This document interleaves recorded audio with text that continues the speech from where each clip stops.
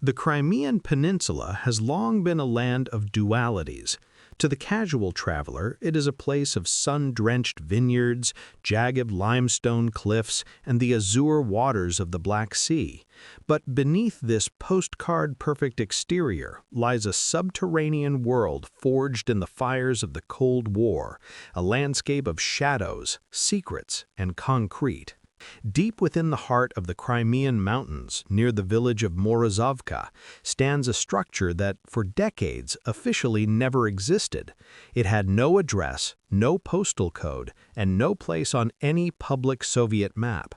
To the local shepherds and villagers, it was simply a construction project, a vague disturbance of the earth hidden behind high fences and the watchful eyes of the KGB. To the Pentagon and the CIA, it was a ghost. Throughout the 1970s and 80s, Western satellite imagery picked up strange signatures, massive amounts of tailings, excavated rock dumped into nearby valleys, and heavy transport convoys moving under the cover of moonless nights. In Western intelligence dossiers, it was categorized under a dry, bureaucratic label, a probable construction anomaly. But this was no anomaly. It was Object 221. The sheer scale of the deception required to hide Object 221 is a testament to the paranoia of the era. To mask the excavation of millions of tons of rock, the Soviet authorities established a fake quarry nearby. They told the world they were mining for minerals, while in reality they were hollowing out a mountain. This was a classified installation of the highest order, a special object designed to serve as the Black Sea Fleet's reserve command post. It was intended to be the brain of the Soviet Navy in the event that the world above was reduced to ash. The genesis of Object 221 lies in the terrifying logic of mutual assured destruction, or MAD. By the late 1970s, the Cold War had entered a chilling new phase. The deployment of Pershing II missiles in Europe meant that a nuclear strike on Soviet territory could occur with less than 10 minutes of warning. The Kremlin realized that their traditional command structures were vulnerable.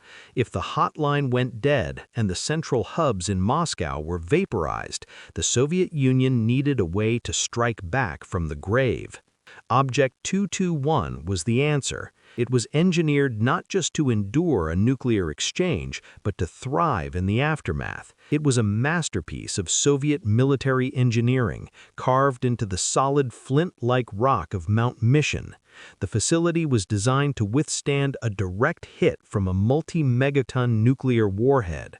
To achieve this, the tunnels were buried under nearly 200 meters of solid rock, protected by massive blast doors capable of neutralizing the shock waves of an apocalypse. But Object 221 was not a mere bunker. It was an autonomous city under a mountain, sprawling across 4 distinct levels and encompassing over 20,000 square meters of floor space.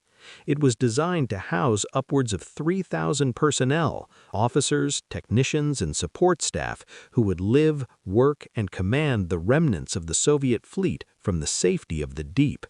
The complexity of the life support systems was staggering.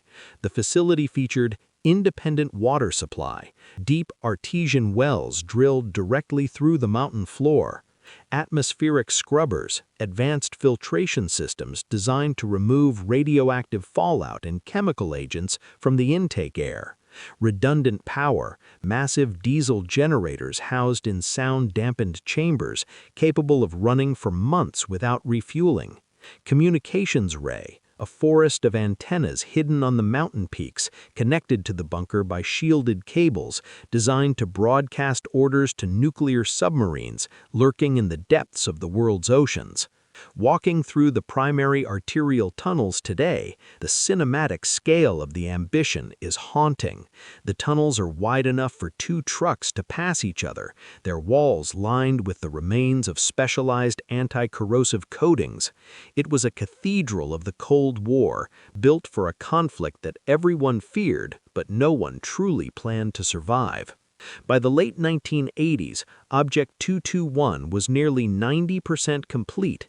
The heavy structural work was finished, the ventilation shafts were humming, the secret communication lines were being tested. It was a multi-billion ruble investment nearing its zenith, and then the world changed. The collapse of the Soviet Union in 1991 didn't just redraw the borders of Eastern Europe, it shattered the logistical and financial spine of the military-industrial complex. Suddenly, the Black Sea Fleet was a prize to be divided between the newly independent Ukraine and the Russian Federation. Amidst the political chaos, the funding for special objects evaporated overnight. But the end of Object 221 wasn't a slow decline or a phased decommissioning. It was an abrupt, jagged break in history. When the first explorers and former personnel returned to the site years later, they found a scene frozen in time. There were no evacuation records found in the administrative offices, no formal orders to destroy sensitive equipment or seal the mountain permanently. It was as if a whistle had blown, and every worker, soldier, and engineer had simply dropped their tools and walked into the sunlight, never to return. In the lower levels, heavy machinery, lathes, drills, and welding equipment was left bolted to the floors. Spools of copper wiring, worth a fortune on the black market, still ran through the ceilings like the veins of a dead giant. Perhaps most unsettling were the doors. The massive steel blast doors, designed to keep out the end of the world, were found standing slightly ajar. They weren't locked, they were simply left, waiting for a crew that would never come back to close them. Whatever happened at Object 221 wasn't a transition. It was an abandonment. The mountain was left to the silence, the dripping water of the Crimean water table, and the slow, inevitable creep of rust. The facility that was built to command the end of the world had been defeated not by a nuclear strike, but by the quiet collapse of the empire that dreamed it into existence. The transition from the Soviet era to the dawn of the new millennium left many of the Kremlin's most sensitive secrets in a state of geopolitical limbo. By the late 1990s and early 2000s, the dust of the Union's collapse had settled into a gritty reality of economic hardship and shifting alliances. It was during this period of relative transparency and desperate need for Western financial cooperation that a handful of Western specialists, including American engineers and intelligence consultants, were granted a brief, flickering glimpse into the heart of Mount Mission. The Americans arrived expecting a ruin. They expected a hollowed-out shell, stripped of its soul by scavengers or rendered inert by the retreating Russian military. What they found instead was a time capsule of the apocalypse. The descent into Object 221 was a journey through a dying atmosphere. As the heavy flashlights of the team cut through the subterranean gloom, they didn't just see concrete and steel, they saw the ghosts of 1,000 unfulfilled orders. In the primary briefing rooms, maps of the Mediterranean and the Atlantic were still pinned to the walls with rusted tacks. These weren't the maps of a world at peace. They were covered in grease pencil markings, tactical vectors for the Black Sea Fleet's diesel submarines, designated strike zones, and estimated fallout patterns for the southern European theater. Along the corridors, the scene was even more surreal. Rows of yellowed, rubberized protective suits, designed to shield the wearer from the invisible poison of radiation, hung on wall pegs, perfectly spaced and unused. They looked like empty skins, waiting for owners who had long since vanished. In the mess halls, long tables were lined with heavy ceramic mugs, some still bearing the faint, dried residue of what might have been tea or chicory. There was no sign of a struggle, no evidence of a hurried retreat. The silence was the most oppressive element. In a facility designed to hum with the frantic energy of 3,000 people managing a global cataclysm, the only sound was the rhythmic drip, drip, drip of condensation falling from the overhead pipes. The operators hadn't fled in panic. It appeared as though they had simply stood up, pushed back their chairs, and walked away from the brink of the world.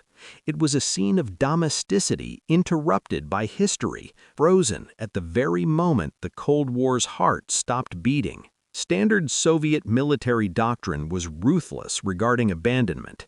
Under the scorched earth protocols that had served Russia since the days of Napoleon, any facility that could no longer be held was to be rendered useless to the enemy. Sensitive electronics were usually smashed, copper wiring was gutted, and critical ventilation or power hubs were sabotaged with small precision explosives. But Object 221 defied this logic. As the Western specialists moved deeper into the mountain, they realized with growing unease that the facility was in many ways still alive. The backup diesel generators, massive ship-sized engines capable of powering a small city, sat in their cradles, pristine and coated in a thin layer of protective oil. When the teams checked the fuel reservoirs, they found them partially filled. In some sectors, the ventilation fans, though dormant, rotated freely with a simple push of a hand, their bearings still greased, their blades free of the grit of decay. Most telling were the blast doors. These multi-ton barriers of steel and reinforced concrete were the bunker's final line of defense. In a decommissioning scenario, these would typically be welded shut or blown off their hinges to prevent the site from being used by insurgents or foreign powers. Instead, the Americans found them standing open in a state of eerie invitation. There were no scorch marks, no signs of emergency closure, and no evidence of the hydraulic failures that usually plague abandoned structures. It was as if someone had simply flipped a master switch to stand by. The mountain wasn't abandoned in the traditional sense, it was deactivated. It felt less like a ruin and more like a dormant organism, its systems waiting for a specific code or a certain sequence of events to breathe life back into its lungs. This lack of sabotage suggested a chilling confidence. Perhaps the creators of Object 221 believed they would one day return, or perhaps the end came so quickly that the scorched earth orders never even reached the mountain. The further the team ventured into the bowels of the complex, the more the standard blueprints, provided by the local authorities, began to fail them. They encountered corridors that didn't appear on the architectural schematics and stairwells that descended deeper than the lowest recorded level. In these uncharted depths, the architecture changed. The functional utilitarian aesthetic of the Soviet Navy gave way to something more specialized and more claustrophobic. They discovered rooms that were shielded far beyond the requirements of a standard nuclear bunker. These chambers weren't just lined with lead, they featured thick layers of specialized polymers and copper mesh designed to create a Faraday cage effect, blocking all forms of electromagnetic interference and radiation from both the outside and the inside. Even more baffling were the monitoring stations. These weren't directed at the sky or the sea. The consoles were positioned to face thick, multi-layered observation windows that looked into what appeared to be empty, reinforced containment vaults. There were no hookups for radio transmitters, no naval plotting tables. Instead, there were sensors designed to measure minute changes in atmospheric pressure, temperature, and biological markers. Then they found the storage areas. Unlike the armories on the upper levels, which were designed for the orderly storage of AK-47s and sidearms, these deep-level bays were fitted with heavy-duty gantry cranes and specialized floor mounts. The mounting brackets weren't the right shape for missiles or torpedoes. They were designed for large, cylindrical canisters, containment units. The atmosphere in these rooms was heavy with a clinical, sterile dread. There were no markings on the walls to indicate what was meant to be stored there, no serial numbers, no caution signs, just the cold, reinforced reality of a space built to hold something extremely precious or extremely dangerous. As the specialists stood in the center of these silent vaults, a single haunting question echoed through the group. What could be so volatile that it required the protection of a mountain, the secrecy of a ghost facility, and the containment of a lead-lined tomb? The records remain classified. The survivors of the project remain silent, and Object 221 continues to sit in the Crimean dark, a monument to a war that never happened, guarding secrets that the world may not be ready to hear. As the Western inspection teams emerged from the depths of Mount Mission and began decompressing at their temporary base in Sevastopol, a sense of profound cognitive dissonance began to set in. The data they had gathered didn't just fail to align with the official Soviet narrative, it defied the basic principles of Cold War logistics. U.S. analysts working back at Langley and the Pentagon pored over the measurements, the power ratings of the transformers, and the volumetric data of the excavated caverns. They quickly realized a troubling reality. Object 221 was vastly oversized for its stated purpose as a reserve command post. To manage the Black Sea Fleet, even in the chaos of a nuclear exchange, one would require a robust communications hub and living quarters for several hundred staff. Object 221, however, had the cubic capacity to house a small army, or something else entirely. The most jarring discrepancy lay in the computing architecture. In several shielded clean rooms, the Americans found mounting racks for the BEST-6 or similar high-level Soviet supercomputers. The sheer amount of data processing power intended for this mountain exceeded the requirements of command and control by an order of magnitude. One does not need a supercomputer to relay coordinates to a submarine. One needs a supercomputer to model complex physical phenomena, weather patterns, tectonic shifts, or perhaps high-energy particle interactions. The infrastructure suggested a facility designed for something experimental, not merely defensive. The presence of massive liquid cooling conduits and specialized gas storage tanks pointed toward a high-energy physics application. Was Object 221 a laboratory masquerading as a bunker? Or was the bunker merely the protective shell for a project so radical it could only be tested in the absolute isolation of a mountain? Whatever the goal was, the project reached a hard stop just as the most sensitive equipment was being calibrated. It was a symphony silenced in the middle of its most complex movement, leaving behind a score that no modern analyst could fully sight read. In the years following the initial American inspections, there was brief talk of repurposing the site. Local Ukrainian authorities considered it for wine storage. The constant temperature of the mountain was ideal for aging Crimea's famous vintages. There were even discussions about turning the upper levels into a high-security server farm or a disaster recovery center for European banking data. But then the recommendations from the Western advisory groups came in. They were uncharacteristically blunt. The United States and its partners quietly recommended that the site should never be reactivated.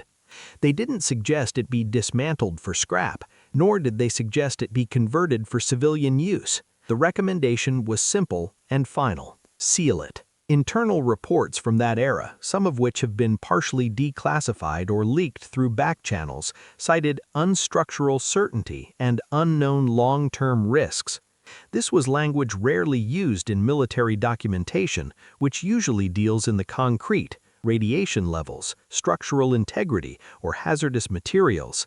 Uncertainty and risks without a specified source suggested a threat that the inspectors couldn't quite name. Some whisper that the risks weren't related to the concrete or the rock, but to what was introduced into the mountain during the final months of Soviet control. Others suggest that the Americans found evidence of a doomsday trigger, a system linked to the Soviet dead hand or perimeter that was too unstable to be safely dismantled.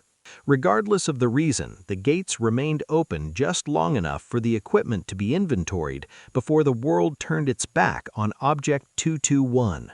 The lights were never turned on. The mountain was left to the shadows, a tomb for an era that refused to die. Today, the facility known as Object 221 remains a jagged scar on the Crimean landscape, a destination for the most daring stalkers, urban explorers who risk arrest and injury to wander its echoing halls.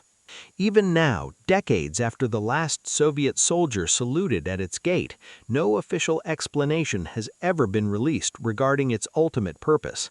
The Russian Ministry of Defense remains silent, and the archives in Moscow remain locked. But among intelligence historians and Cold War veterans, a slow consensus has begun to form. When you look at the scale of the cooling systems, the depth of the shielded vaults, and the sheer isolation of the site, one conclusion becomes unavoidable. Object 221 wasn't built for a conventional war with NATO. It wasn't just a place to hide from missiles. It was built for a scenario no one survived to explain, a contingency for a world where the laws of war and perhaps the laws of nature no longer applied. It stands as a terrifying monument to a time when humanity was so certain of its own destruction that it built cathedrals to the end of the world. As the Crimean wind whistles through the ventilation shafts of Mount Mission, it carries a chilling reminder. The most dangerous secrets are not the ones we keep from our enemies, but the ones we leave behind for history to find. Object 221 remains there, cold and hollow, a silent witness to the dark heights of human ambition and the sudden, silent end of an empire.